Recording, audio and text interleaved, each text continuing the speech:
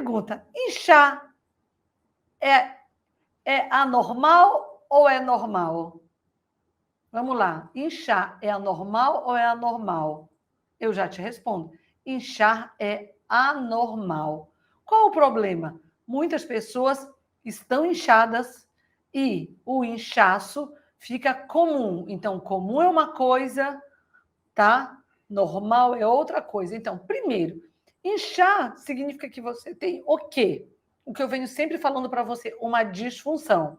Aquele órgão está tendo a incapacidade, ou seja, de manter a quantidade de fluidos necessários onde tem que ficar. Onde? Falando de inchaço de perna, de rosto, de mãos. O líquido ele tem que estar predominantemente dentro do vaso e uma pequena parte no chamado espaço extravascular. Quando, por algum motivo, por algum desequilíbrio, esse líquido fica no espaço extravascular, se você colocar a mão na sua perna, sabe aquela parte interna que é mais magrela, só osso? Se você apertar assim, ó, como eu estou apertando, vou mostrar para você, ó. Imagina que você vai lá e faz esse apertão aqui, ó, ok?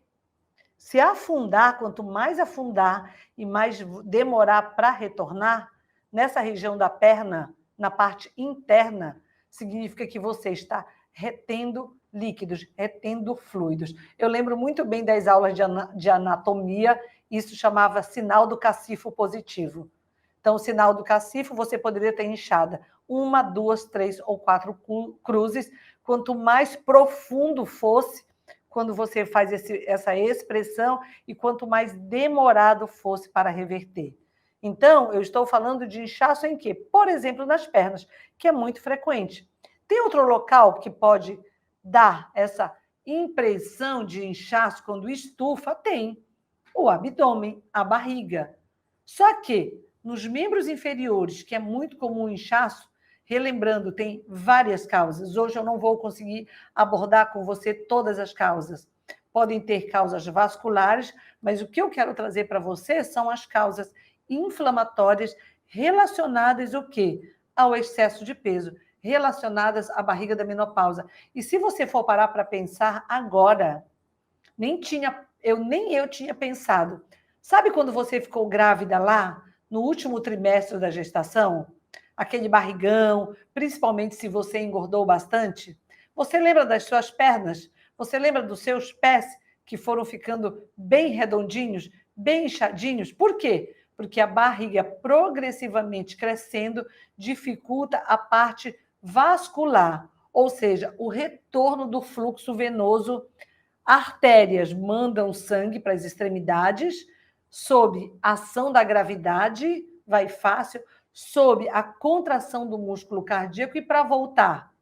Agora, imagina agora, acabei de pensar nisso, que você está com uma barriga grande. Uma barriga grande vai interferir também no seu retorno venoso? Vai, rainha. E acredite, não estava no meu script.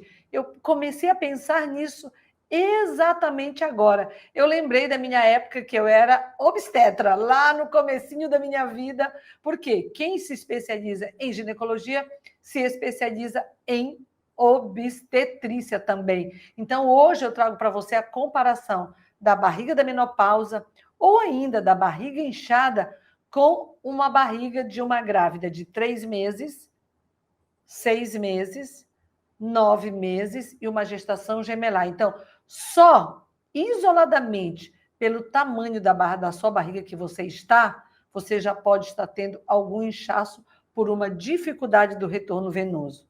Agora, má alimentação, escolha errada da alimentação, seu metabolismo descontrolado vai inflamar você, vai fazer você ter um desequilíbrio, uma retenção de fluidos, inchando suas pernas? Sim, a minha resposta para você é sim. Fora isso, falando em abdômen, a alimentação errada, alimentos errados que vão desequilibrar sua flora intestinal, levando a um quadro chamado de desbiose intestinal, que pode ser intestino preso, eu não sei se você tem, pode ser aquela barriga estufada, cheia de gases, inchada, você já pode ter uma barriga média. Só que no final do dia você está com uma barriga G ou GG. Por quê? Porque além da barriga da menopausa, você pode ter paralelamente o quê? A barriga estufada, oriunda de um desequilíbrio intestinal. Então você começa a parar para pensar agora e começa a fazer uma reflexão. Lembra que eu sempre falo para você? Quem tem que se conhecer? É você, rainha. É super importante você conhecer, senão você vai ser refém sempre do dito maldito da menopausa. E o dito maldito é: olha, rainha, não tem mais o que fazer. Olha, é assim mesmo. Olha, é da menopausa. Você não é mais uma menininha. Você não tem mais 20 anos. Ditos malditos que vão passando aí de uma rainha para outra, muitas vezes de um profissional para outro, dizendo que não tem mais o que fazer. Por quê? Porque aquele profissional não tem expertise na mulher que está nessa fase da menopausa do climatério. Então, tem que entender que o inchaço ele tem N causas. Até insuficiência renal pode dar inchaço, até insuficiência cardíaca pode dar inchaço, mas isso são patologias, são doenças. Da mesma coisa que a insuficiência venosa.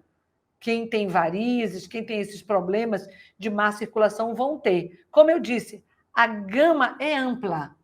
Mas hoje eu quero direcionar esse inchaço simplesmente relacionado ao desequilíbrio que está acontecendo nessa fase da menopausa do climatério, onde os seus hormônios estão degringolando, e ainda, quando você não tem o controle do seu metabolismo, o seu metabolismo está todo descontrolado, resultado moral da história: barriga da menopausa, inchaço, seja na perna ou um inchaço abdominal, que está muito relacionado ao quê? A desequilíbrio de flora intestinal ou desbiose.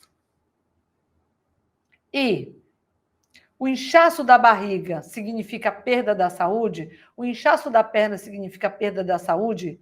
Total.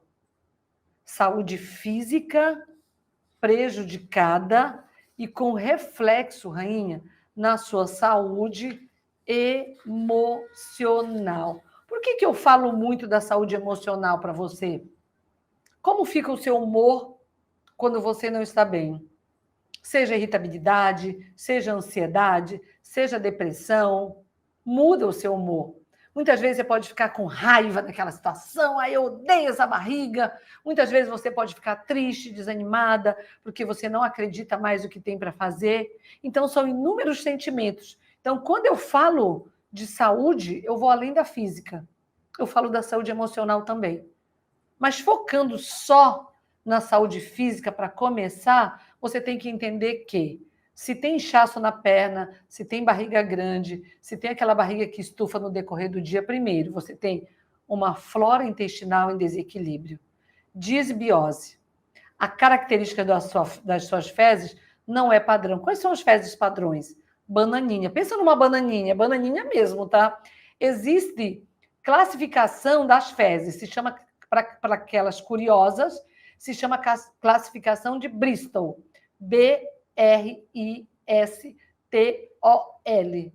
Então, mediante o padrão da classificação de Bristol, se eu não estou equivocada, vai de 1 a 5 ou de 1 a 6, mostra como tem que ser o aspecto das suas fezes. Se for cabritinho, está errado, você tem desbiose.